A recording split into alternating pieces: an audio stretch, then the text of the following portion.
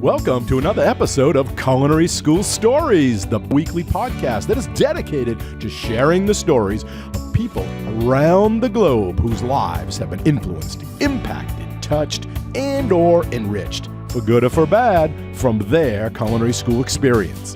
Hi, my name is Colin Roche, and I'm your host. Thanks for joining us today. You are an important part of this show, where we ask the question, what's your culinary school story? So now, without any further delay, let's meet today's guest.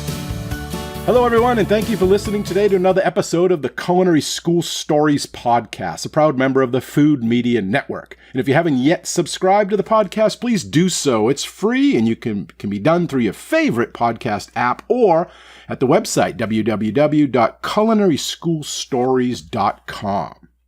So now, without any further delay, I want to introduce today's guest, Chef Utpal Dighe. Utpal, welcome to the show. How are you? Thank you. Thank you for having me. Welcome. Thanks for being here. Great. So I know we have a lot to get to, but I'd like to, start right out at the beginning, because this episode could very easily be titled Courtroom to the Kitchen, because, your journey to become a chef came after a long career as a courtroom trial attorney. So talk to me about that. Where did your passion for food and cooking come from, and how did it eventually get you to change careers and pursue cooking and food full time? Yeah, it's a long story and a good question. The Instagram handle fed itself basically because my story is about being from courtroom to kitchen.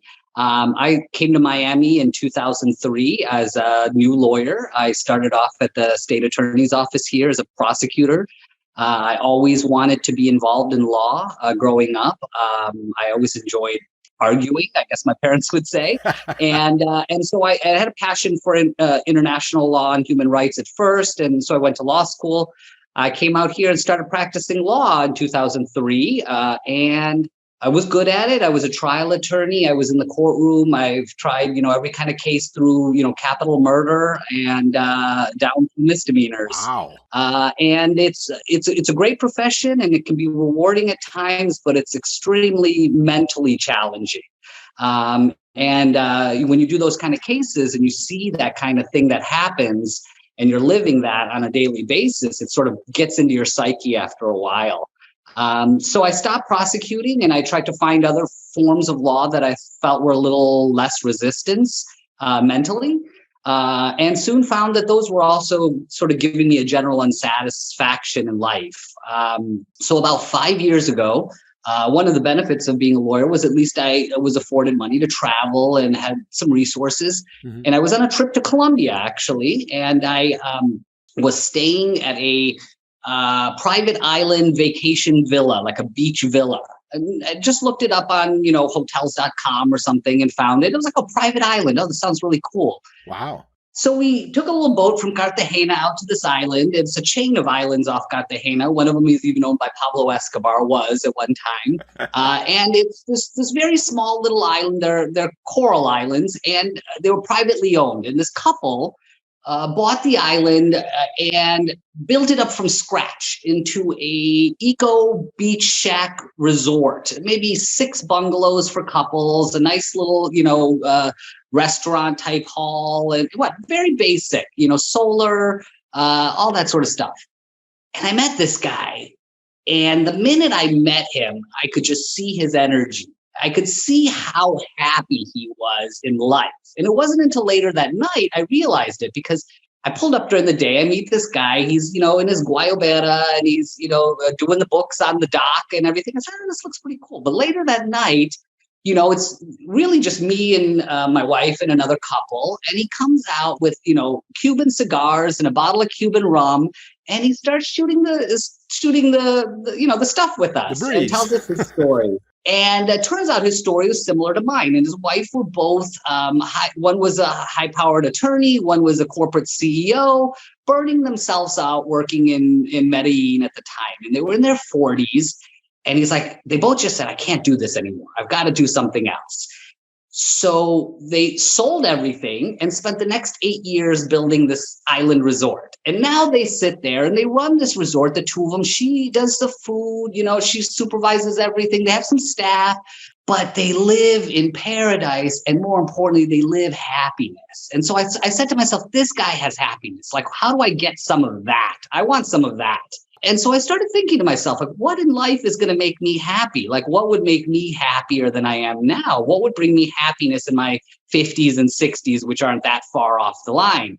And my mind just kept going back to food. It kept going back to food. It kept going back to how I love to cook and how I love to make people happy through my food. And that sort of that feeling you get, that everyone gets when you eat a good meal and you're ultimately satiated from that meal, or you eat at that fancy restaurant, you have that like blissful feeling on you. That's a feeling that only food and a few other things can do. And so I said to myself, maybe I can be a part of this. Maybe I can find my niche in that somewhere, so that when I'm in my 50s, like he was probably, I think, 55 at the time or something, right? So he's not even retirement age by American standards, retirement age.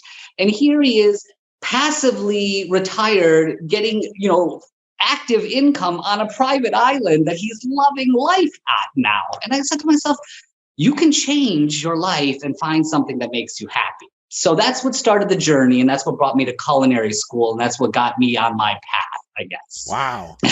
That's great. So you kind of like got just burnt out in the law part of it, and then you were looking for, some more life work balance and seeing where you're going to kind of finish the life journey. And that just coincidence that you happened to be at that island and saw that, or was there some food already there from like growing up in the family? No, truthfully, it was nothing food related per se, except for the fact that he was fully self-sustained on the island. They had their own garden. They grew everything. He had fishermen who came and brought him fish that was caught right there.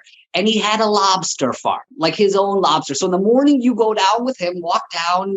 He's like, pick out which one you want. And then that's what's on your plate at lunch that afternoon, right? So, wow. I mean, it was limited in food, but it was an extension for me to say, maybe not exactly what he's doing, but a piece of what he's doing I could find my happiness through. And so it sort of expanded. Well, I had interest in owning my own restaurant, sort of always in the back of my mind. Well, how do you expand one restaurant into something else? How do you include hospitality in with culinary into a broader field, right? Restaurants do great, but a hotel and restaurant does better because it's two revenue streams. And so I started thinking about how these sort of fields kind of had a nexus together and where I could kind of fit in there. I don't know that I still know my exact part in it, but I know that what I saw in him was he was doing something that made him happy. And so waking up every morning was not a chore, and doing work till the end of the night was not a chore, because he was happy doing it. Sure. And, maybe it's not a private island for everybody, but there is, I like to think there's something out there for everybody that is your private island work.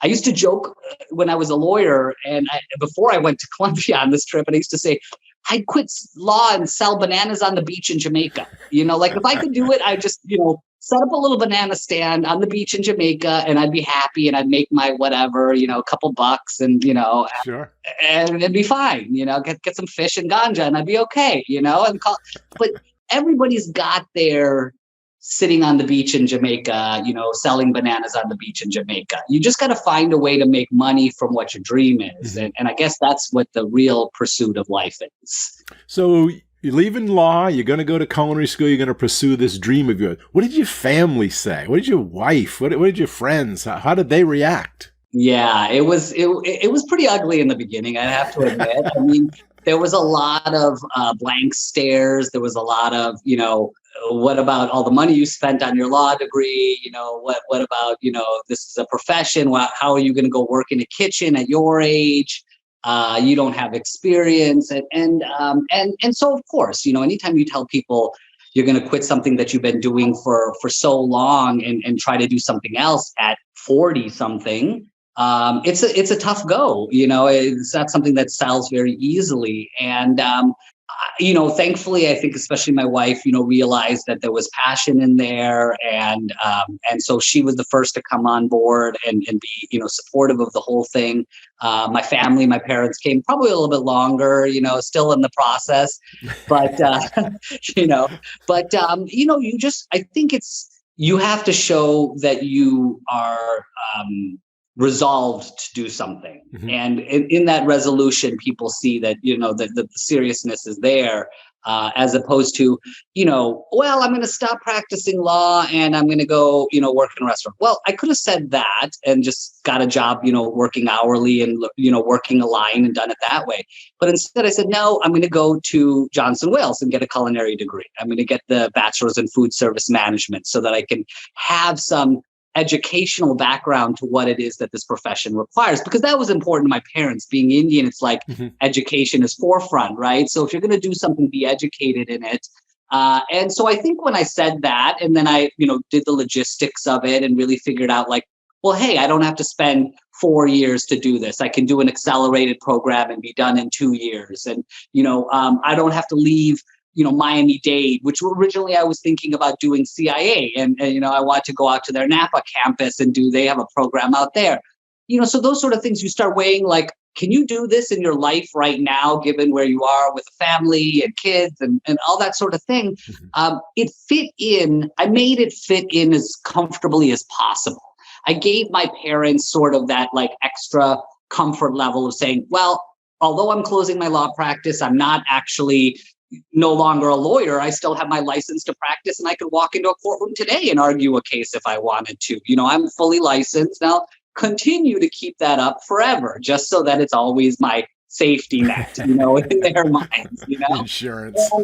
And rightfully so. I mean, listen, you don't spend $200,000 on something and say, I'm going to chuck it out the window, for no good reason, but the hardest thing was sort of, telling I would say, my colleagues in the law profession was probably a little bit more of a challenge, because for them, they view the profession and where you're at up here. And everyone sort of thought like, even if I said I'm going to open a restaurant, when you say I'm stopping practicing law and I'm going to culinary school, they're like, what? Literally. And until I started actually cooking food for some of them and they started buying my food, was it that they were actually like, whoa, wait a minute, you should have been doing this all. I mean, you're a good lawyer, but you're a better chef, So some of that is just, it's a process. It's ongoing. Every day I struggle with it every single day. I still did today, this morning, right. Doubt from my family or doubt from my parents, doubt of myself, and I think it's just resolve and faith in what you're doing that really gets you going forward and gets other people on board. Yeah, and you were committed to this change, this goal. You did it the right way. It's inspirational to people listening that if you have a goal, it's never too late, and you didn't really have the time to go perfect the career in the industry. So jumping right into culinary school is a good move because you can get a crash course and get it pretty quick. So you can get out there and start that dream. Yeah, I mean, at least if nothing, it gave me some credibility on paper, because I was, 43 at the time, starting culinary school, and I had never worked in a kitchen. I never worked a line before. Most people who are in their 40s in the restaurant field have been working for 20 plus years. They're getting out. And they're heading out. They're probably already like an exec chef or maybe the chef de partie or something, and they want to get out. They were looking for the corporate jobs to go cook so that they don't have to sit and get a 9 to 5. So it was like absolutely opposite reaction and pathway I kept getting. And, there's a lot of times along the way where I got, basically laughed at or insulted by people I was interviewing with for jobs, because they're like, why are you here? Like, what, they were almost themselves insulted or felt bad about themselves because someone with higher education was trying to get a job from them after they had struggled with whatever, and, I could tell you examples of interviews where I spent, hours there only to basically be humiliated and walk out, and be like, okay, fine. I just explaining why you did this, right? Right. They probably wanted to know. Here, okay? Obviously, I want this if I'm here and I'm in a suit in front of you for an interview for a chef position, or front of house position or something, So I think it took a while for people to take me seriously. And so things like Johnson Wales and getting the degrees were very helpful for that, at least to say, on paper, I have some credibility. Now give me the experience, because it shows like, well, I can hold a knife or whatever, and now you can train me on the rest,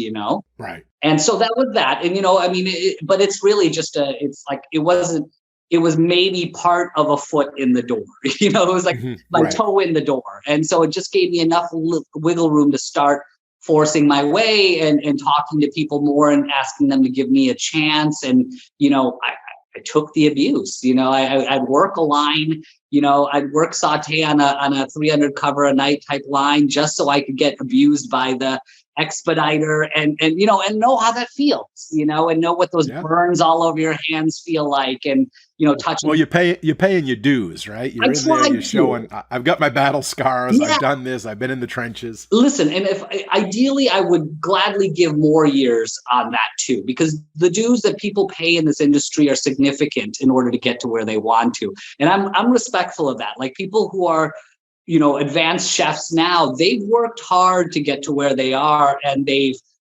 struggled a long way to get there. So I don't want to be the person who comes in as like, yeah, I was a cush attorney for 20, 30 years, and now I'm just going to pop into your kitchen and become the, executive chef or something. It's insulting to the people who have been there and worked hard their whole lives in a field too, So I tried never to ask, don't treat me any differently. I am who I am. I want to be here. I want to learn. I'm humble. I do stages just to, whatever, because it's like, you got to do those things to pick it up if you don't have those skills already through years of experience and time.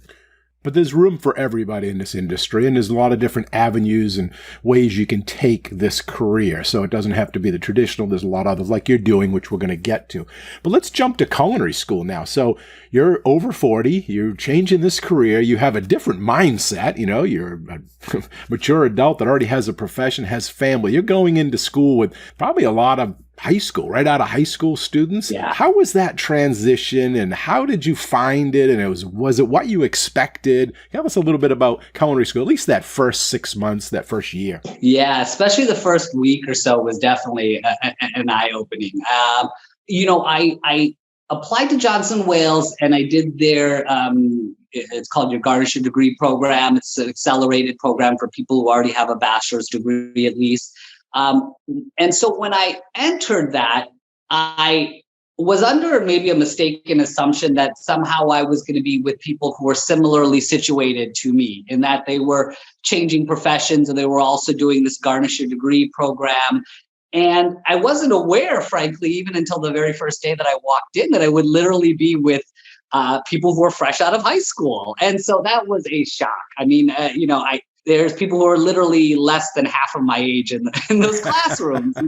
I graduated college later than most of these kids were born, earlier than most of these kids were born. Sure. So it was definitely a shock. I've tried always to be, I think I'm a pretty social person, and I try to be humble enough when I meet new people and whatnot. So I tried to go in with a very open and calm approach to things. I think there was a fair amount of students who were sort of put off by me. I got a lot of old man comments, grumbling about the old man in the classroom and things like that. And I think people also thought that maybe I might be given extra consideration, or maybe my work wasn't as good, but the teachers were grading me better or something like that. And so that was a struggle, and I think a lot of people initially, I remember my very first lab, out of the 15, one of them I consider a friend, and that's good for me. I mean, I'm friendly with a lot of them and whatnot, but there was a good handful of them that, made fun of me or laughed at me or, whatever. And so be it. Like, I don't really care. Mm-hmm. You're 17, Right. you're starting off and you really don't have anything yet. And so it doesn't bother me what you think about me, frankly. And I think if you take that attitude in life in general, it's very helpful. Yeah. And you're there with your objectives, your goals. You have some things you need to accomplish. So the rest of it is right. Exactly. I was there. I knew I had to do the labs. I needed to be, get in and get out. And that was my focus. And I wanted to take advantage of every resource I could get out of there. So I at least came in with maybe a perspective of like, a little bit bigger understanding of what the school resources could actually offer you. Like, did people really take advantage of career services as much as they could have, or, some of the other departments that they could have? And if you don't, then what that you're not getting enough money out of, you're not getting a value out of your tuition dollars. Mm-hmm. Career services, I bugged the HEL out of, because they were there for you. That's what your money is paying for, Also, in terms of just questioning and talking to the chefs and getting other information from them, I mean, you're a good example. I know I picked your brain a lot on a lot of other things that were maybe offshoots of what we were talking about in class, but maybe I had some other understanding or I looked at it a little bit differently because of life perspectives and I wanted to know something more about it. And I took every opportunity to bug my professors and get that information I could have, because you're there for me. That's a resource that we have, right? So, and from a professor's point of view, it's refreshing because it's not just like, is this going to be on the quiz? Yeah. Do we need to know this? Those type of questions. It was someone that was really going to take that knowledge and use it out there in, the industry and use it for their, fulfillment. Well, and listen, I was in college once, the exact same age these kids were too. And so I remember barely going to class and barely paying attention and just studying for the final or the, midterm or whatever. But then I think this is a good example of where I went in with, like you said, with a specific goal in mind and the knowledge of how much I put into getting to that place and what I was putting aside to do this one thing, to be there for culinary school for that 1 year or that 2 years. I had to get everything I could out of it, because if I didn't, one, I'd be out that, 10, 20 G's of money, that I spent on tuition. And two, this whole chance of taking a break and trying something new would absolutely not get anywhere if that first step didn't get accomplished well, right? So, whether it was taking advantage of career services or like the food contests that they had there, the food competitions that they had there, I wanted to do every single one of those because that was an opportunity for me to gain something out of it that I couldn't normally get in my normal life. And so things like the Deering Seafood Festival competition was one of those examples, because I said, I've got to put everything into this because this is an opportunity for me to get out there and get myself out there, Right. Whereas some of the other kids were like, yeah, why am I going to enter this? I'm like, why wouldn't you? You are nothing right now, but if you get this and you get yourself out there, then people are going to start knowing you or knowing your name better. And that's value in our profession. And just challenging yourself and putting yourself out there, right. And learning and being uncomfortable. There's so many lessons involved in all these events that they have. Right. I mean, just the sheer aspect of creating a dish and then creating it in an hour and that time frame and running that whole thing. Well, there's a bit of like that whole chef competition, Iron Chef skills you need to have. Think about the steps. How do I time this? What do I do first? How do I nail this so it comes out exactly at the right moment, hot? I don't want my food ready, 15 minutes early because I'm going to be getting cold food. So all of those aspects, that planning, I actually, basically planned out my recipe. I planned out the steps I would do. I figured out the order of everything. I timed it out once just to see how it would work out. And so when I went in there, all these other kids are running around like chickens with their heads cut off, like, everything's burning, And I'm just like, I literally, they laughed because I was I believe the second to last person to go. And so everyone started 5 minutes off on a cycle. And I literally just sat there in a chair with my eyes closed and was like meditating. Like, I'm not listening to all these people going crazy. I'm just going to breathe. And then like, I sat there for like 40 minutes with my eyes closed while everyone else is in chaos. The judges are watching me like, what is this guy doing? And then I just got up and I calmly did my thing. But this is like, I think, good. Well, that chaos is the lesson, Yes. right? That's the lessons that are ingrained inside of these type of competitions. Now they should take away like preparation, mise en place, getting yourself ready. Yeah. And so at least I think maybe a bit of a life perspective, being a little bit older gave me a little bit more perspective on how to do that better. But these are just, these are all examples of like, you got to make everything you can get out of culinary school. If there was a dish that I wanted to try to make, even if it wasn't something we were making, I was asking some chef, Flores or Houghton or somebody, hey, how do you do this molecular gastronomy technique? And Chef Houghton, God bless him, would be like, come after school, I'll meet you here. We'll go to this lab and I'll show you how to do it. And I'd be like, thank you, Right. And so you gotta suck that up. These are people who have, all of you guys have experience in the field. Yeah. You have years of working different jobs in the field. You all have, different avenues that you're a prime example. Like you had the knowledge of, restaurant consulting. And I asked you a lot of questions about, restaurant management and the logistics of opening a restaurant, because that's something, that maybe one of the other chefs didn't know as well. If I wanted, a dessert thing, I knew how to go to. If I wanted a bread thing, I knew who to go to. Right. And so I loved it. I had maybe 8 chefs as actual lab instructors. But I talked to every single one of them, and I probably picked their brains on their specialty at least once in the time I was there, even if I never got to cook with them ever the whole time I was there. Yeah. As a judge at a lot of these competitions, I always, when I'm talking to the contestants or the candidates, I always tell them, you're all winners, whether you win or lose, because, just by putting yourself out, you've gone and taken away something to that. But talking about, talking to the chefs and stuff, I've seen, a lot of career changers, older students that do that. And it's because I think it's their maturity level and they see it from a different perspective. But I also sometimes get the feel that they feel like they're behind, like they got to catch up. They got to make up for those lost years in the other career. Is that how you felt? Like, I got to get all this. I only have X amount of time. Yeah, definitely. There's a strong degree of that. I mean, it's always in the back of your mind when you're 40 something that the people in the culinary field have been probably doing this for 20 years or more. Most people who enter culinary, become chefs, do it, either in high school, in college, or in that time frame of age. They're 19, 20, 21, something like that. They start off in kitchens. Maybe they start off washing dishes or whatever, and they work in their way up. But, you walk into most kitchens and there's old timers who have been there for doing that for 20 or 30 or 40 years. I worked with a guy at my first job who literally could be collecting Social Security, and he has been doing that since he was in his 20s, right? So am I ever going to have as much life years experience as him? No, there's no chance.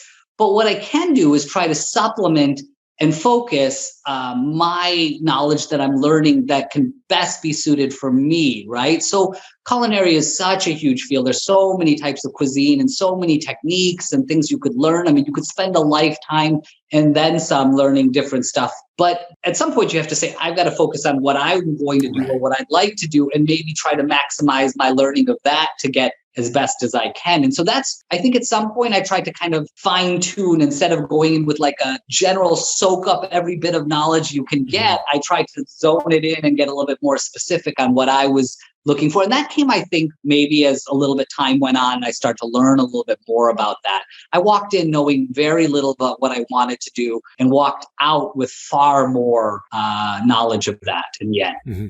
And you mentioned the cost of culinary school, and it's very expensive because it's, small classes, has to be for that hands-on, is buying the products, great products, quality of ingredients, so there's a lot of costs that you wouldn't get in like an academic class. But do you think it was worth it now you look back? Is the return on investment there? And how do you view that, like from your other college degrees and from what you got out of it and how it helps you? Yeah, it's strange. I mean, it's funny, when I was saying I was going to go to culinary school, when I wanted to, and I asked a lot of people in the culinary profession, some who were friends and some, friends of friends and things like that. Out of 10 people, I think 9 said don't go to culinary school. One said go to culinary school, but the only thing you're going to really learn is how to hold a knife. And and in some sense, And had these people been to culinary school, or no, they were just in the industry? about half of them had been to culinary school. Some of them had been to our culinary school, and others, and about half had not, and were just, trained chefs through the, working experience and whatnot. Mm-hmm. So I took all that with a grain of salt, and I take all that with a grain of salt because obviously there's people in different settings who come with a different idea about that. The ones who said it would be of benefit to me were generally people who understood the value of culinary school beyond just being a cook or a chef in a restaurant, who understood the culinary field as a greater business that involves a lot more than just cooking. Right? The business of culinary is what is the real success. It's not the food. Mm-hmm. You can make good food and be totally unsuccessful. You can make great food and be totally unsuccessful. But with the right success, you can be successful with bad food. Yeah. I think the key that I saw and that people pointed out to me was that, and really, if you ask me now, the value I got out of culinary school was, number one, that it gave me on paper credibility and a way to show that I had a base level of knowledge that my experience and my resume did not indicate otherwise, right? So at least... Which is true with many college university degrees, right? For sure. And so what I guess the next point I was going to make is that it's not wholly unanalogous to other professions too. I mean, I'll draw the example of law in that when you go to law school and spend 3 years studying law and then you take the bar exam, you know zero. Okay. You know zero about being a lawyer. All you have done is memorized laws and rules and things and learn how to apply them, right? The real trick of being a lawyer is what you learn when you actually go out there in the real world. And so I guess not unlike culinary too, where sure, we learned a lot of great basics, we learned techniques, we learned, the keys to a lot of things. But, if I took my degree and walked into, let's say, a French kitchen and a British kitchen, someone asked me to make beef Wellington, I might not know how to make that on the spot, or some other dish I won't know how to make on the spot. So does it teach you to make, does culinary school tell you everything there is about the culinary profession? Not at all, not even close. But it does give you that base level of knowledge so that you can go out there and then see what is it that you want to learn and fine tune your knowledge on better. Maybe that's by getting a job in that fancy French restaurant and you want to learn those. Maybe you do go to the molecular gastronomy restaurant that does the cool techniques. Or maybe you just realize you want to make, comfort food. And so that's what you go and learn how to do, So those things, or like for me, I mean, I blow YouTube up. Like I feel sorry for YouTube sometimes because the level of education and knowledge you can get on any technique, any recipe, any dish you want to make, someone made a YouTube video of how to make that and shows you with their hands carefully how to do it. So truthfully, I mean, I always say now I say to myself, well, I don't know it, but I can find out. Mm-hmm. Right. And so that's the good thing about culinary schools, because it gives you enough of a base of knowledge to say, well, yeah, I don't know how to make that, but I have a good sense and I can put that knowledge and that sense that I have and figure out how to fine tune that to get what I need. You got the foundation, right? You know how things are supposed to work, and then it's just applying it in different applications and different ingredients. But truthfully, I would say the FSM degree was the most beneficial and helpful for what I'm looking forward to in my future too. The Culinary Arts was a good base, but the FSM I think was an absolute key part to it. And frankly, I think everyone who goes to culinary school should also do that as part of their education too. Especially the new students, the young students who are fresh out of high school type students. And tell the listeners what that is and why that is important, why you find that to be. Sure. Yeah, I use the abbreviation food service management. I'm sure that's a pretty similar degree. I know FIU has one. A lot of the culinary schools tend to have one. That's the degree that's really taking, what it is to be in a restaurant and giving you the logistics and the operations behind things, or at least the parts of that. Obviously there could be a lot more, but whether it's the finance and accounting classes, right? That's a good example of something that most kids aren't going to do. But if you ever want to have a food business, you better have some idea of that, cost control. I learned more out of your class than probably 90% of the class. And I'm not saying that just because you're interviewing me, but I use that stuff today. I create a new recipe for my restaurant and I'm using your spreadsheets still to this day, Oh, great. because that's all there for you. And so listen, if my 20K got me that knowledge, that's good in my book, because now my restaurant has a better chance of success down the road. Right. So yeah, I mean, like I said, I would say probably cost control and the finance classes were the most beneficial classes out of culinary school for me. Now that's if you wanted to go and open a business, because that's the business parts of it. But right. I was just interviewing someone else and they took that degree, but they're really interested in science. So they had wished they had taken the 2 years of culinary, which is really the foundational kind of for all of these different careers. And then they wish they went on and got something like in food science or culinology, or if someone wanted to go into nutrition or someone wanted to go in, so you could go into these different areas. But if you want to open up a business, those are the best, those managements, those business style classes, because now it's going to teach you much more than the food. Right. As I always say, from my class, you'd be the best chef in the world and still go broke if you don't turn a profit. Absolutely. And that's a good caveat. The food service management is great for people who are looking at the business of food as themselves, vis-a-vis themselves or their own personal involvement. Food service management isn't going to really help you out if you want to work in someone else's restaurant, unless you want to become manager or something in their restaurant, and maybe some of those aspects will come into play. But the reality is, and you pointed out, rightfully so, we have other niches at our school. If you want to get in one of these other aspects, I considered the nutrition aspect for a long time, because that is a really burgeoning field. Mm-hmm. And it does take that extra knowledge that you're not getting in those base level courses. So if I went to do nutrition, and I actually kind of thought for a while I went to do, sports nutrition or nutrition in general, and I would have 100% done that, because you're actually teaching the kids what they need to know to go out there and do that themselves, not for somebody else.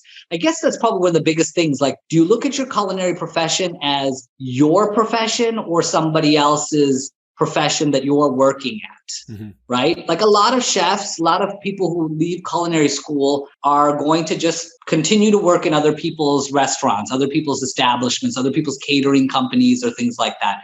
But, for me, at least, it was, how do I make that mine? Right. How do I bring that into what I can do?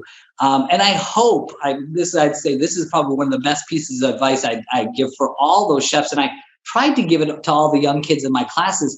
Listen, stop thinking you're the next, Salt Bae or Danielle Boulud or whatever you think you are.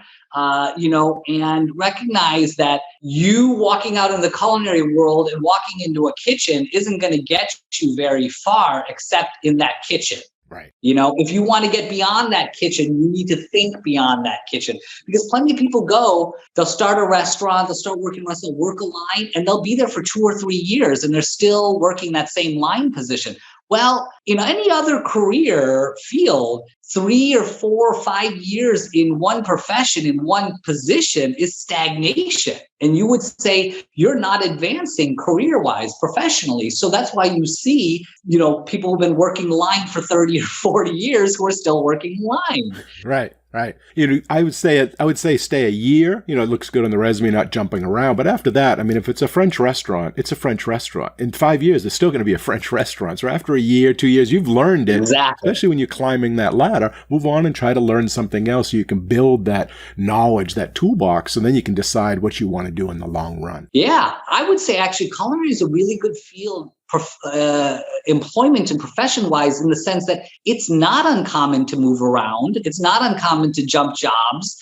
It's not uncommon to, have a lot of different positions on your resume. Whereas in some fields, in some professions, in corporate worlds, it looks bad if you're at a job for less than a year or something like that, right? They ask you a question about that. in culinary, you can be like, yeah, man, that expediter was an asshole, or whatever. And they get it, they understand like that you had to leave a job because the guy who you were working with was so terrible or whatever. Well, I think they say kitchen years are like dog years. 1 year in the kitchen's like 7 years because it just kills you and you learn so much and you're there so much. So. I think that's a really good truth. I didn't realize that one beforehand, but I'm telling you, 1 year of working a line, I was like, my body cannot take this. Ages you pretty quick. Really quick.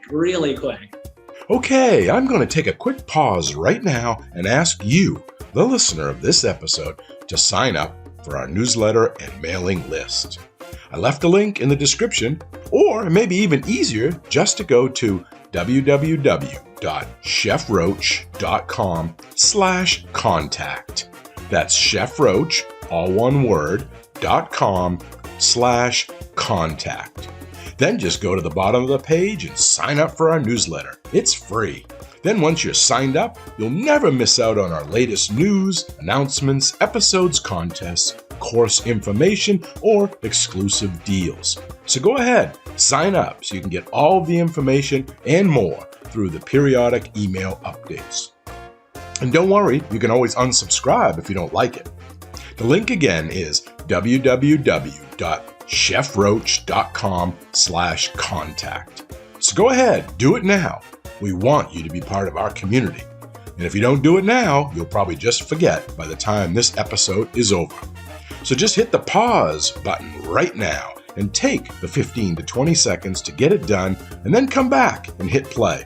We'll wait for you, I promise. Okay, hopefully you just did it, or you've already done it in the past, or at the very least, you'll be doing it very soon. Your support of the show and the network is very important to us, and we thank you in advance.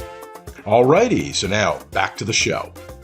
So you went in there, you had your ideas, and you got what you needed. Was there anything that now, looking back, you wish you have gotten? Was there something missing? Was there a class you wish that you saw there that you could have that would have been really helpful today? Yeah, I mean, listen, I have always been raised on education and the importance of education. So I believe anytime you have an opportunity to get education, it's great. And so, going back to culinary after so many years, I wanted to soak up all of it. And if I could have stayed and done more, there's lots more I would have liked to do. I did the accelerated program, so I didn't get some of the senior capstone type classes that you would have from a lab perspective. Oh, right. Also, I finished my FSM bachelor's during the pandemic. So, the last semester was partially going on until March, I think it was. And then, we were in class, and I'll never forget, I was there for the last day of class. It was with Professor Del Pino. It was a finance class. And he was like, all right, guys, you aren't coming back anymore. And I was like, what do I do? I only got, a couple more months here, and I'm going to lose that time. Because I was actually thinking, well, this last few months here are going to be my most critical time to start reaching out and, getting, the networking contacts or those extra bits of training or knowledge I could have. Obviously, there was classes I'd love to do, but there's an expense associated with that. So it becomes like a cost benefit. Are you going to spend money for extra classes now? Do you want to continue at taking student loans for this? Do you want to extend something beyond the point that they're already willing to hand you a degree for, right? So you've got your bachelor's in FSM now. Do you want to keep doing work and do a master's or do something else? And I'm like, well, there's a lot of information out there, but I think it's time for me to start learning that on my own. Yeah. At some point, you just got to go and say, okay, I have enough. Yeah. Let me go out there and start, making some money off of this and applying it. Now, I did say that at a time where, at least at that time, Johnson & Wales was still going to be in existence beyond this year. And so now I'm even a little bit more bummed about it, because when I left, I was like, well, it's great. It's, right here in North Miami. You've got an alumni community. They do events. There's a way to be tied into the resources that college could still offer you and the people that are still there. that I expected would last for a continuing period.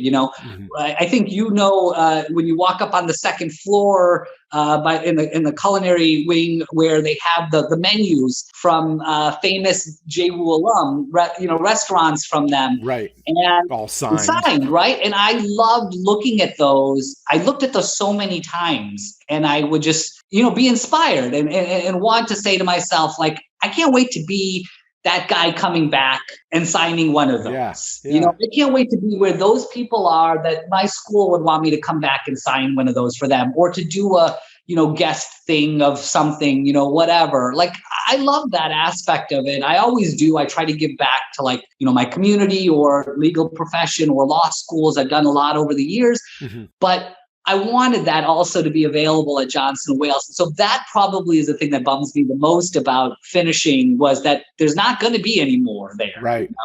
Well, it seems the landscape, at least in culinary and I guess in education in general, because I follow the Chronicle and I read some of these things, but schools are pivoting and a lot of them are going under, they're changing. Yeah. And you think, now Johnson & Wales, North Miami and Denver, we've had the Art Institutes and the Cordon Bleus before that. And then I just read that New England Culinary up in Montpelier is closing. So what do you think is the future of culinary arts, culinary education in general going forward? Where are people going to get this knowledge, or how? Yeah, it's a good question. I honestly think it's going to rebound back. And here's why. I think that what we've noticed through the pandemic is that there's a trend of people to sort of back off from spending money. And so, the people who would be registering and going into culinary school, starting off as freshmen, their parents are probably like, whoa, hold on a second. Let's figure out what's going on right now. We don't have a job or whatever. So I think there's some of that that's kicking into it.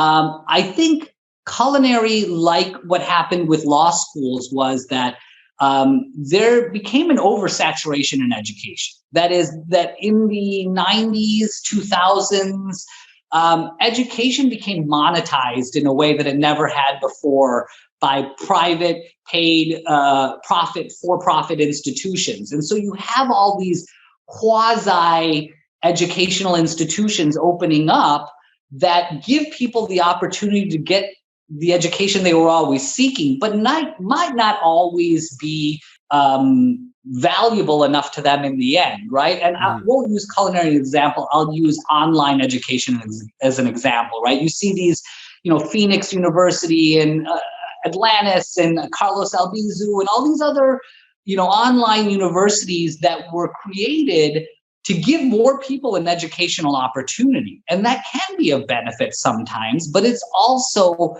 a business. And it became a business of people and educators who were more than happy to collect the student loan checks from the government, but might not necessarily be as happy to qualify that with as good of an education as they could have. Right.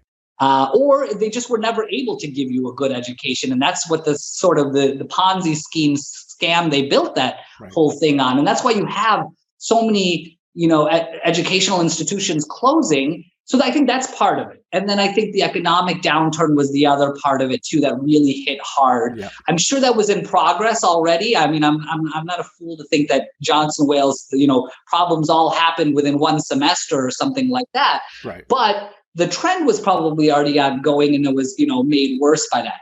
What I believe is that it's going to rebound though, because once things settle down, once the pandemic settles down, it's like the restaurant industry. It's hurting now, but restaurant and tourism is going to roar back when people can start going out again and feeling safely. I mean, cruises are a good example. They're empty now, but in next year, they're going to be jam-packed again, right? Right. And some good things may come out of this. People learn to entrepreneurial time. They've come up with, ghost kitchens, things like that. Right. But let's go back to culinary schools, though. Online school. I mean, you just mentioned YouTube. You can learn a lot online, watching things. And there is already like Escoffier online and Ruby. Right. And I've taken some classes with Ruby, and they're excellent. They're online. And now Johnson & Wales, one is coming out with an online culinary degree. So what do you think about learning virtually? Yeah, I think... I think a lot of culinary can be learned virtually. I think if you said today's lesson is learning how to make beef Wellington, for example. I know I keep picking on beef Wellington, but let's say that's today's lesson. Well, I don't need a live chef necessarily to show me how to make beef Wellington. I could watch a video and watch it and probably recreate it from that. But if I thought that I could recreate my entire culinary education and get the same level that I got online, I don't think that's possible. For me personally, what I got out of culinary school was the hands-on. It was a chef watching over me, telling me, hold your fingers a little bit slightly differently, hold the knife this way, or you're whipping it too hard, or you beat it this way, or whatever it is, you fold it this way. Add more salt, cook it a little more. Yeah, right. The taste, the actually tasting your recipe and tasting your dish. How do you have an evaluation of your food if no one is actually physically seeing or touching or tasting or smelling your food? I mean, I can tell you some of the kids' food that was cooked, you could smell it and be like, this is not right, or you look at it and be like, this is not right. Or you taste it, of course, and then it's not right. But did they learn? They could still be doing it wrong, even after we told them. There probably are. And so if you did it online, I just feel like you wouldn't get that. That being said, there's still a lot of culinary that you could learn virtually. Mm-hmm. I think you need key things that maybe a class or a live session could teach you. And then you could expand that. Like if I want to spend 8 hours a day and YouTube educate myself, I could learn a lot of things, Yeah. I mean, you mentioned cost control. I have a cost control video, how to fill out that recipe cost card we mentioned earlier. It has 180,000 views. There's a lot of people trying to learn how to do costing online. And the reality is, your class is a good example. For a person of, I'll say mild intelligence at least, like if you looked at this stuff, if you had an educational video, a step-by-step tutorial, especially for something like filling out a cost card, right? You're just filling in fields. Once you understand what the field is, it's hard to get it wrong. So there are a lot of aspects of culinary school that if I had known what it was, or maybe had I downloaded the course curricula for a virtual program or something like that, and I could see the lesson plans and things like that, then maybe you could put something together. But me personally, even now looking back, and one of the number one things that people said was, you're just going to learn the basics. You learn to cut a knife. But for me, what I learned was I had someone there who was answering my questions and letting me know in real time what was right and wrong with what I was doing. Yeah. That's invaluable to me. For me personally, right. I don't know that every kid there got the same thing out of that, but that's their own choice, There's different learning styles. That's true. Because in the kitchen, you'd be working with a student and some of them like, I got this, I know it all. Yeah. Okay, fine, good. And there's others that really want the help, and then you give them that extra help. So some may, right or wrong, learning it on their own. They think they already know it, and others maybe want that extra coaching, right there. Yeah. And so maybe that's the division line for students who should be in culinary school and not. I mean, I can tell you, and I'm sure, as an honest answer, you would say that out of the first lab semester class students that I started with, maybe, 30 or 40% of them finished to completion. I don't know. The number was low. Maybe it wasn't that low, but a handful of them shouldn't have been there and probably are still putzing along anyways, So, but those key 5, 10, 20, kids that I got out of that I saw, those are the kids that I'm calling now to work for me, or that I know that when I need something, you have the right attitude, you have the right work ethic, and you're going to succeed. So I'll bring you on board. I'm not calling those other idiots. Right. I would never hire them. Right. Well, it's true. I think graduation rates nationwide, and people can look those up, are 50%, retention 70%. Yeah. So there's a lot of people that don't make it. And that's a lesson right there. It's make sure that it's something you really want to do before you're going to put all that cash up and all that time and everything to find out that it's just not for you.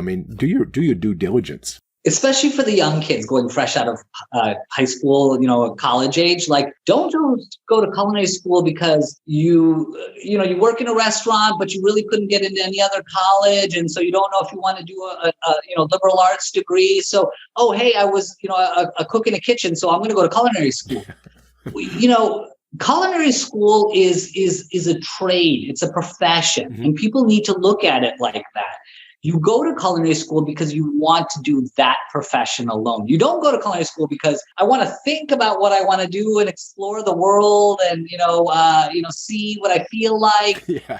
Listen, go to junior college, go to community college, or go to state college and flunk out your first semester like the rest of us did, and go back again. Whatever that is. Yeah, because I tell them, I said, hopefully nobody's here in culinary school to be a cook. Yeah. You're spending way too much time, way too much money. And if you're not sure, don't go to school. Go climb a mountain, find yourself, whatever you need to do. Come back. Schools will be there. Yeah. But you need to, be committed that this is a long-term career, and you're learning to be a chef, an owner, a food and beverage director, an entrepreneur. You're not there to learn, the knife cuts and be on the line. You can do that in the industry. It's funny you said climbing a mountain, because that was the other nexus time that I came to realize I wanted to be a chef. I climbed Mount Kilimanjaro in 2015, around the same time I did this. Wow. Yeah. And so when you went and found yourself. Yeah, and so when I summited, I was like, part of it was like, I gotta change my life. I'm feeling so good. And that actually started my mind frame of like reevaluating my life and whatnot. So when you say that, I literally had to go climb a mountain to figure out what I wanted to do. Go climb a mountain, go find yourself, and come back. We're always here. Exactly. So what are you doing now? What's next for you? What are you doing currently? What do you see yourself in a year, 5 years? Now you've changed this. What's your path? Yeah. So, the pandemic really put a halt on things and really changes things from perspective. And I feel sorry for all the kids who finished at that time. I finished my FSM in May of 2020, right? So a couple months into the pandemic, we didn't have graduation. I got a diploma sent to me. But, for the rest of the people, I would be like, and I thought to myself, what do I do now? My restaurant, I was working, I had segued from back of the house into front of the house because I want to learn operations. So I was working at a restaurant, a very successful restaurant in town, would do very well. And, one day it was like, don't come back to work anymore, and it was like, what's going to happen? So for the first month or so of the pandemic, it was like, everyone was just kind of figuring out what was going on. I had a daughter and wife. Thankfully, my wife was able to work remotely. So that was a huge benefit for us as a family. And it was about, maybe 4 or 5 weeks into the pandemic. And a couple of my friends reached out to me both at the same time, like within 1 week. Both of them were like, dude, we're so tired of cooking. We hate our wives cooking. Can you please make something for us to eat? And we'll pay you for it. And I was like, and I had been posting food pics, just on my Instagram, like making some dish and I post a food pic. And so that triggered a couple of people to contact me and be like, hey, can you make that for us? And I was like, okay. And these are friends. So at first I was like, here. They're like, no, we'll pay you. And I was like, wait, what? Wow. You'll pay me for my food? Light bulb. Yeah, light bulb, because it was the first time in my life that anyone had ever said, I'll pay you for your food, right? And as a chef, you go and you work in someone else's restaurant, you're recreating someone else's dishes, right? All you do is create someone else's food day in, day out. Uh-huh. This was the first time it was my own unique recipe created from scratch that I had created, that no one else, you could Google it, it's nowhere else on the internet, no one else has done that. It was my dish. And they were like, and so I was so hesitant, but they were like, they were friends, I'd known them a long time, acquaintances from practicing law. And so I was like, okay, I gave it to him. And literally my stomach was like dropped. I was so nervous because I was like, are these people going to like it? Is it good? What, and they loved it. You had your own focus group. There's your feedback group right there, right? It literally was. And it was so good because not only did they like it, they both posted on Facebook or Instagram that they had gotten food from me and literally how much they loved it. And one of them posted this review. Awesome. And so the lawyer community saw this. And so that week, the next week turned into 8 people asking me. And then the next week it turned into 15. And it just kind of progressed from there. And so it became people at first that I had known from various aspects of my field connected to my social media who were like, wow, this pandemic's going on. There's not a lot of restaurants open. This is an old friend of ours. We've known him for a long time. Now he's doing this. Let's support him. And so I think a lot of people bought it at first out of sort of just I don't know, throw me a bone or something, whatever. Hey, let's help our friend out. And they all loved it. And people were like, this is great. Can you make other dishes? And so at first it was I had I don't know, 1 or 2 dishes I made. And so then every week I just started expanding a menu with new dishes or, new things, and started kind of focusing and seeing to myself like, well, how does this correspond to what I wanted to do before? Right.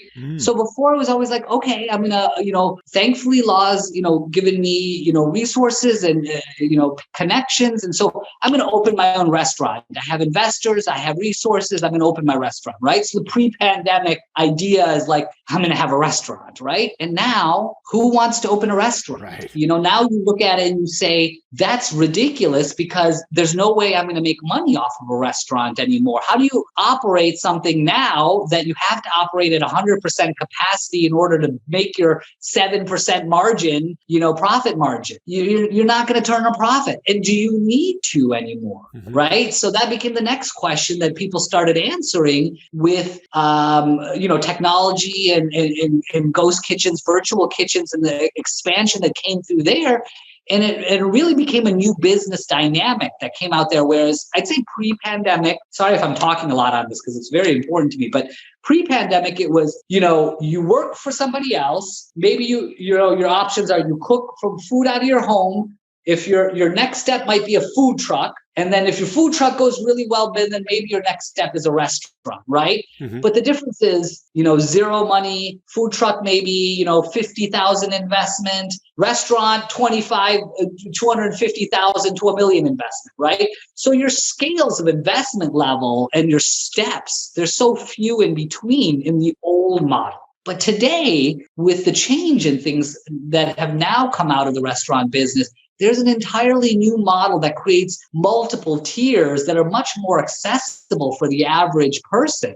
So now, instead of building a new restaurant and spending 6 months and, $1 million+ for $15,000 to $20,000, I can build out an entire ghost kitchen in 1 month and have it up and running on Uber Eats. Right. And selling immediately, right? So my business model has changed completely because the delivery dynamic has changed. And I'm sure you're seeing the statistics. You read articles on this now on the expansion and the growth of the delivery aspect of the food business. It's going to be a $300 billion business in like 5 years. And they're saying up to $1 trillion in 10 years or something. It's going to take over. And most restaurateurs will say this. Restaurant delivery used to be 10% of my business. Now it's 50% of my business, It's much more acceptable by the public, this home meal replacement, take it, bring it back home, even if you have to reheat right. it. It's much more, people like it now. And not just, I order delivery and I got it, in the normal delivery packaged food thing. We're talking about meal kits. We're talking about packages that are elaborate. And so people want different things now from food to meet what they can do given today's environment of the pandemic and everything like that.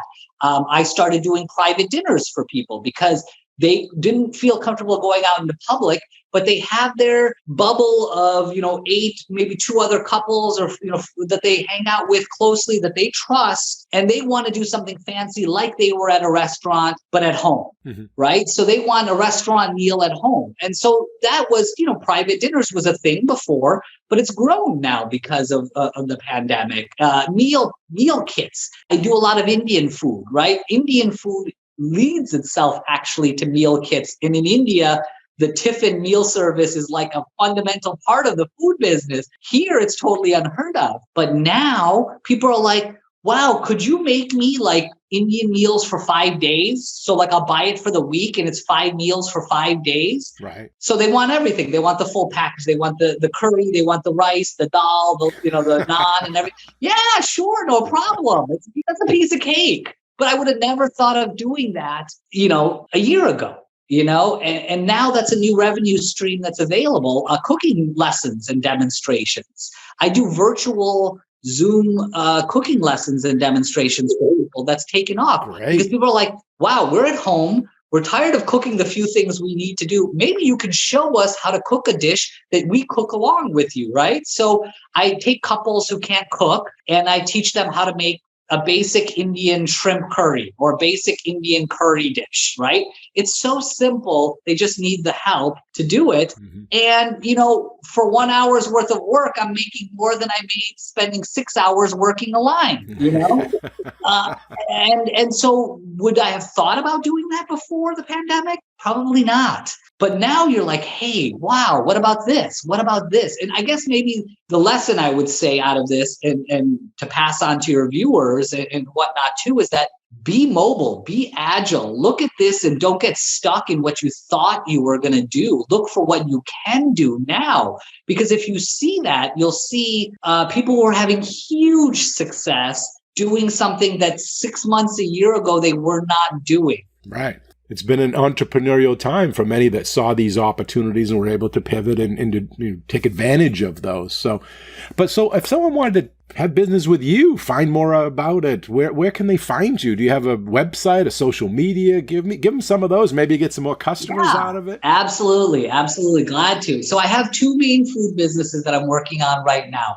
Saborwala, which is my Indian Latin fusion comfort food.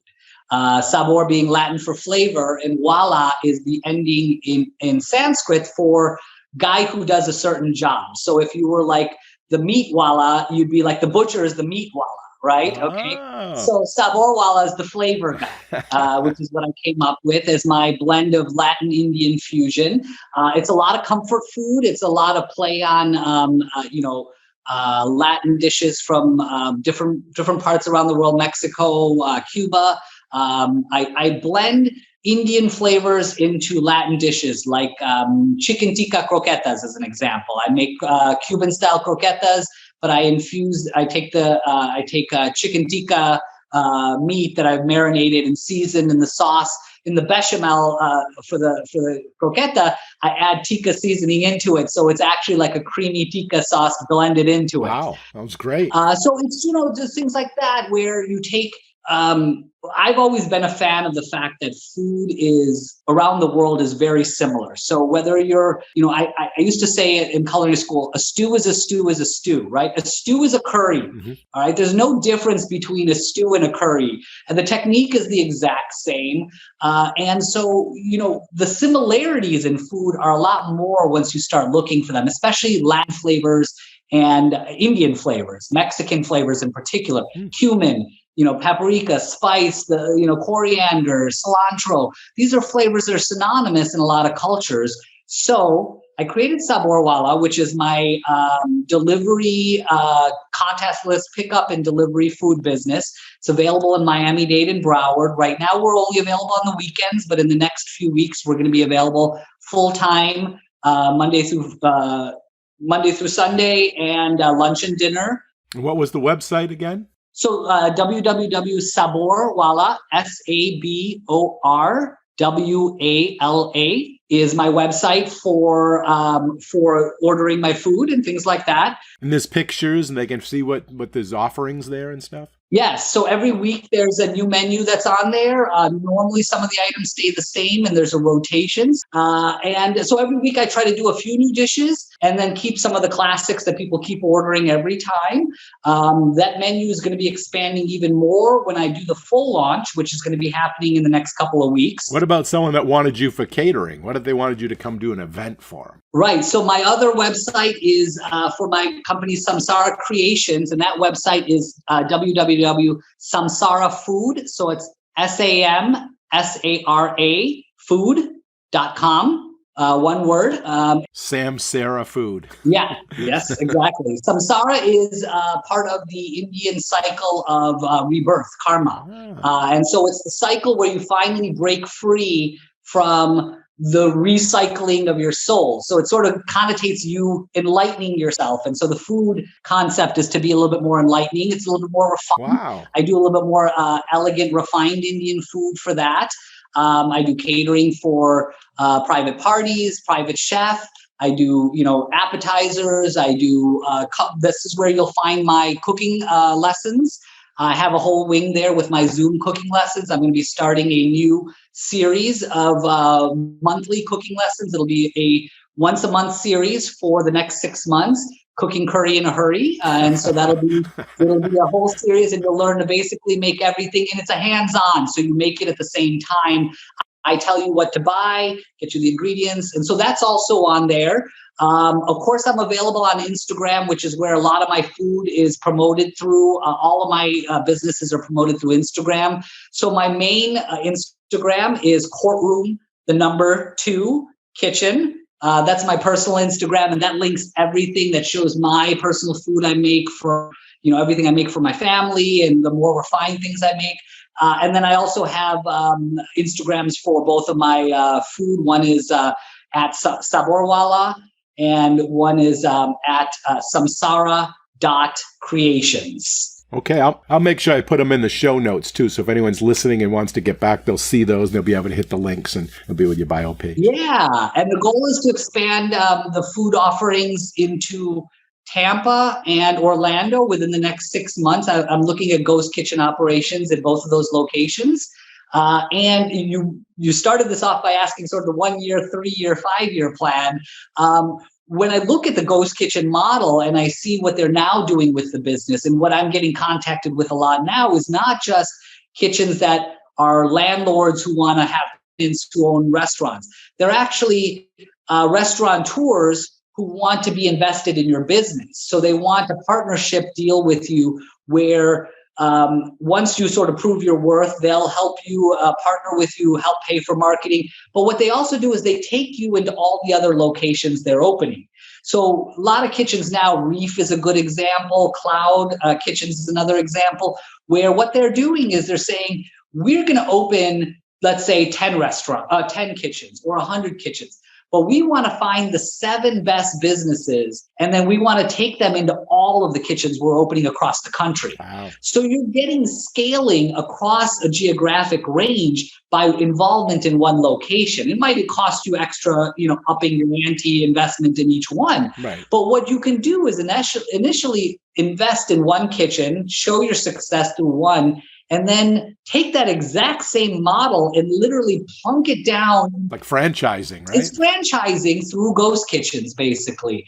And so isn't Reef out of Miami? Don't they use parking garages and things like that? There is. So Reef is using parking garages. They're using office. They're using warehouses. I have warehouse owners who are contacting me saying, hey, we got warehouse space for rent. What do we do with this? And I say, spend 50 G's, buy the restaurant equipment, build this out, and you'll have 20 tenants in 6 months, And so there's a big business in this too. I've actually looked into opening my own space out of my own investment money just because there's value in that too. But from a business perspective, what I see is Miami has a great market for this because it's a Latin culture in and of itself. So while the Indian market isn't as big here, the Latin market is. But what I want to do is expand this into other areas that have either big Latin markets or big Indian markets, or both, hopefully, ideally. So looking at like New York, New Jersey areas, California, Southern California, Northern California. These are communities that have large Indians already and also have a good Latin base as well. Mm-hmm. So they seem like viable options to me to open something like this. And so ideally, the goal is, instead of opening one restaurant, pre-pandemic, the goal was, I'm going to create my restaurant, and then I'm going to create my restaurant empire. And I'm going to spend, 20 years to build 5 or 10 restaurants across the country or whatever. I'm now a restaurateur, that's a lot of money and that's a lot of time. I can do that in about 2 years and a fraction of that money under this model. Yeah, yeah. And so that's what I hope to do. I do want to one day have my own restaurant, but that's when the business model reopens and the world reopens and we kind of forgot about the pandemic and all that stuff.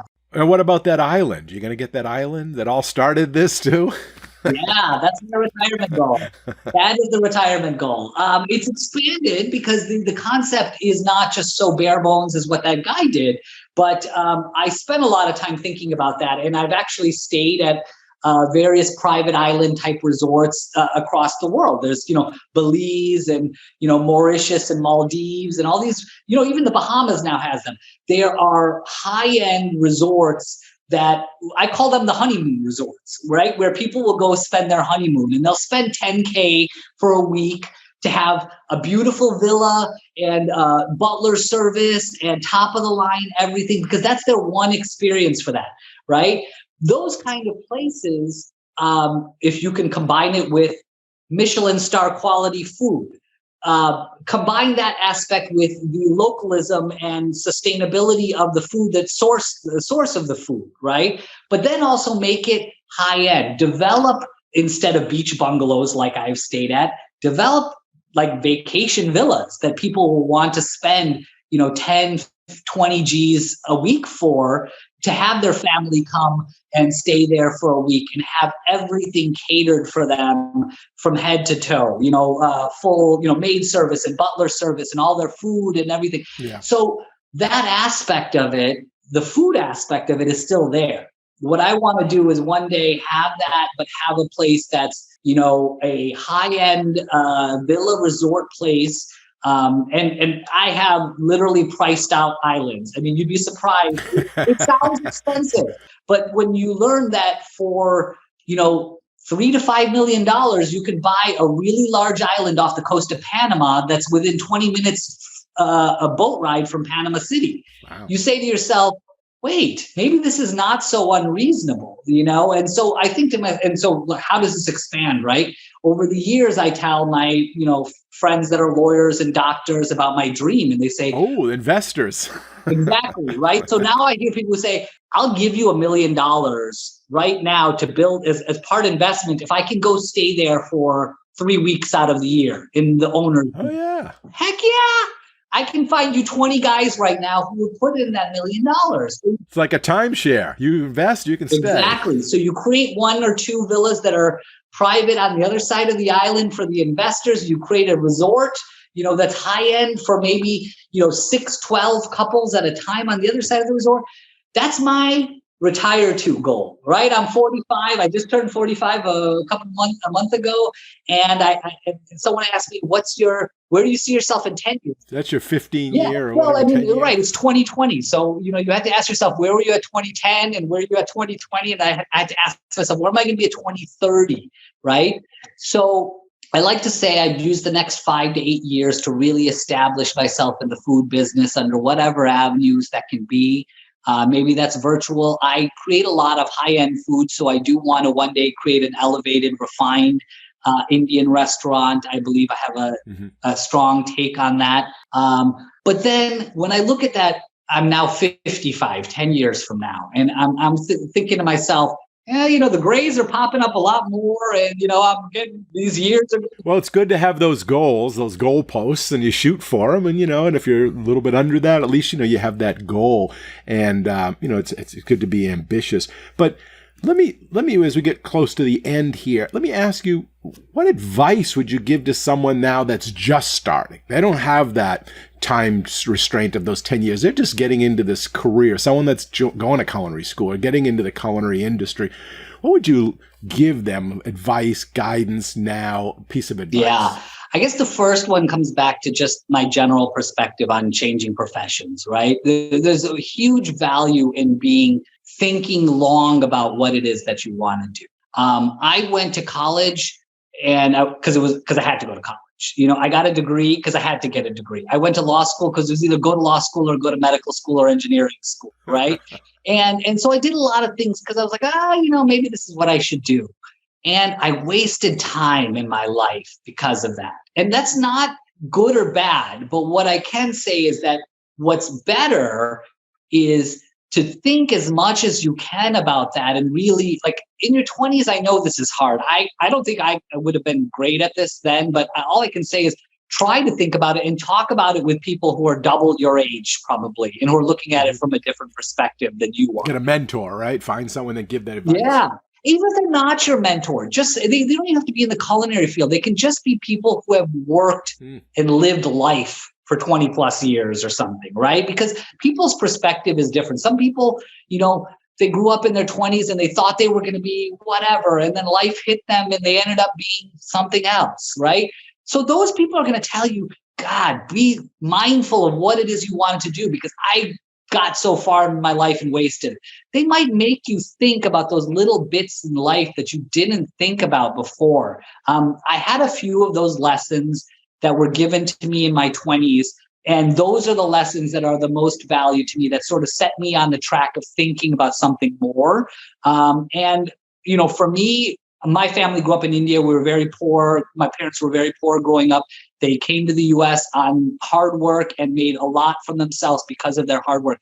And so my dad always put the perspective of understand where you are and who you came from. And that was a lesson. He took me to India and I had to see for my own. But those lessons, those moments, like, you might not accept it, but be open to it and don't be ashamed of whatever it is you want to do. Maybe it's what you think, maybe it's what your parents are telling you to do. Maybe it's what you think you want to do. Maybe you really want to do something you think people are going to laugh at you for, or laugh at you about. If you want to go to clown school and become a clown, great, do it. If that's your passion. I had a friend who became a magician, right? Because his dream was to do magic tricks and we laughed at him, but that's his passion, right? Yeah. And he's great at it, So those are the sort of things I say, like, follow your dreams, find out what your dream is. And then if you know it, if you have an idea for it, reach out for that and don't be afraid to fail. Failure is part of the game. It's totally acceptable, but keep trying. I guess that's the best thing. Go to culinary school if you really want to be in the food industry. But if you don't, that's okay too. Go find out what it is that you want to do. But that thought process, thinking about that, will make you sure one way or the other. And for those that are sure about culinary, you will leave with a new resolve for what you want to do and a new passion for what you want to do. That is what fuels me on a daily basis. Great advice. Well, that is just about all the time we have for this episode. I want to first thank you, Utpal, for coming on the show today and sharing your culinary school story with all of us. We really appreciate your time and your insight and your honesty. Thanks. Thank you for having me. I was so glad to be here. Hopefully you guys get something out of it. Yeah, thanks. I enjoyed our chat. Bye-bye now. All right, Chef. Good seeing you. And a big thanks and appreciation also goes out to all of you, the listeners. We hope you enjoy the show and this episode. You all are a big part of this show, so please let us know what you think. Your comments are always welcome, and they help us in making the best show possible. You can email them to culinaryschoolstories@gmail.com. That's culinaryschoolstories@gmail.com. Or even leave us a voicemail at area code 207-835-1275. That's area code 207-835-1275. And if you like the show, we have a big ask of all of you, and that is to share the podcast with everyone you know and to give us a positive rating and review on Apple Podcasts. Okay, until our next Culinary School story, take care and be well. Bye-bye. Culinary School Stories is a proud member of the Food Media Network.